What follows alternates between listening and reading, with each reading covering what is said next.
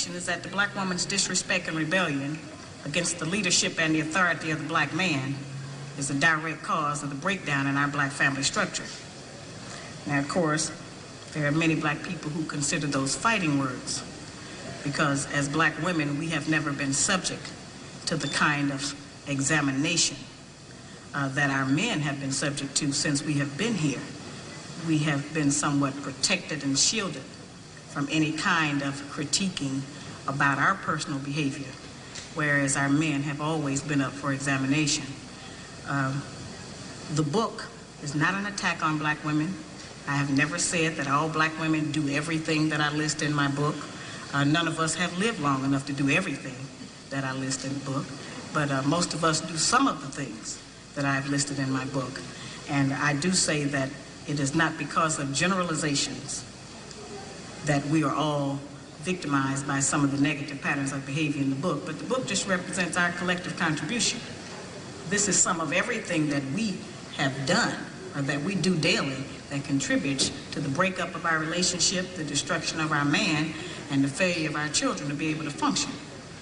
They did not tell us that all of that, being my own person and I'm independent, would lead to separation, loneliness, celibacy, and lesbianism. They didn't tell us that if you give up the man, you're going to take one of these things and it's worse and it will destroy your nation. They didn't give us that information. They made us think that it was some kind of glorified position to brag about the fact that I got my own job, my own credit card, my own car, so I don't need no man. I don't even know how we got that mixed up. Ain't none of that got nothing to do with being with no man.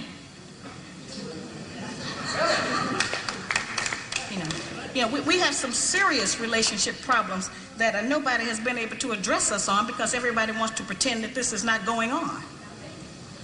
Over 60% of our women are single, widowed, separated, or divorced. They don't have a man. I just came out of Florida and they got a housing complex that the Urban League built, which is a black organization that is for women and children only. They say they don't allow any men in there. I didn't have time to deal with it, but I talked about them real bad. That's the silliest program I've ever heard of.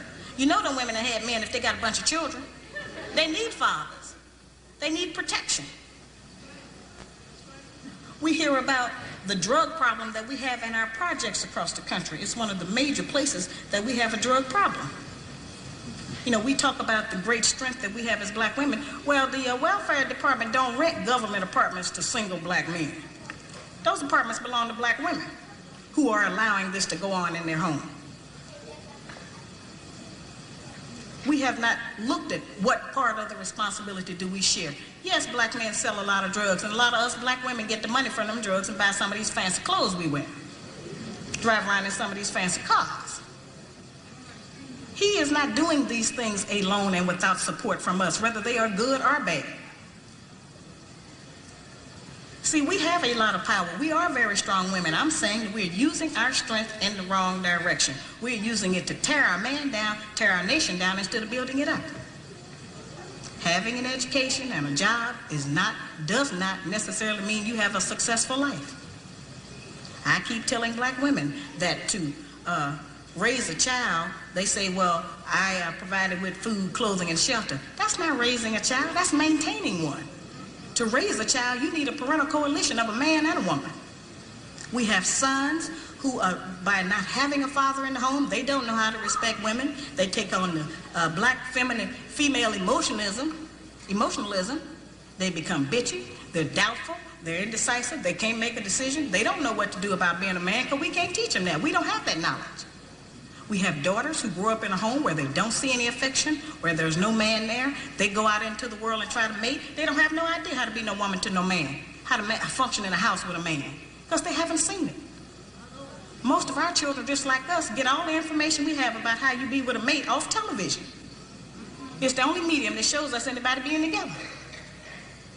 Those rules have not worked for us. The white woman's liberation movement, we don't have anything to do with that. We have not been under the control of the black man for over 500 years, so what do we have to get liberated from them from? They haven't been our boss. That's the white woman and her man. They're going through that, and that's their business. We don't have any business being in that. They only introduced it to break down the civil rights movement. Civil rights movement started with the black man, the black woman, and the black child standing together, trying to plead for freedom, justice, and equality, and more benefits in the country that they had built. They threw the white woman in there with the women's liberation movement and made it a woman against man thing.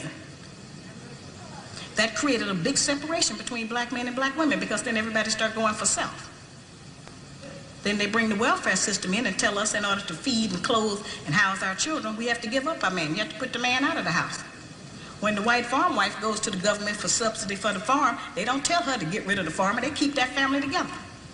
But in the black community, they make it a requirement, because they want to keep endorsing into the black community that the black man is no good, and that he is not deserving of respect, he is not deserving of us letting him give us any protection or instruction, and that we are better than them. The major responsibility that the black woman has had on the earth for the trillions of years that we have been here has been one of nutrition and birthing children. Those two things have a great deal to do with the survival of any people, the reproduction of the nation, and feeding them the proper food so that they can live. Those are very important jobs. Those are very powerful positions, because it puts us in a position to decide who's going to live or die, and how slow they're going to die by what we feed them. We have a very powerful position. That's not a small role that we play. We have just been taught to misrepresent and misuse that power. The people who we have been counting on to give us the truth about how to get along have failed. The white people don't know how to get along. They don't have that information themselves. They don't get along with nobody on earth. So they didn't have no information to impart to us about how we're supposed to get along. They changed their relationship rules at will. We have, tons of black children around this country that I hear from who have grown up traumatized by the fact that they were referred to as the outside child. When we were having children like that, they called it illegitimate children, until the white woman started having them, and now it's single parenting. See, they changed the rules according to what they're doing. So I've called on our people to change them depending on what we want to do, what our needs are. There's another need that has not been addressed in our community, because nobody will deal with it, and that's one that God did not create three sexes. We only have men and women. Now, I have not said that we should reject the sisters who try and act like men and the men who try and act like women. I'm not saying to reject them from among us, but they need to be taught. We don't have to accept that as some kind of normalcy, because that's not normal. But because now the white people are practicing that, when we were doing it, we were punks and faggots. Now that they're doing it, now it's an alternative lifestyle.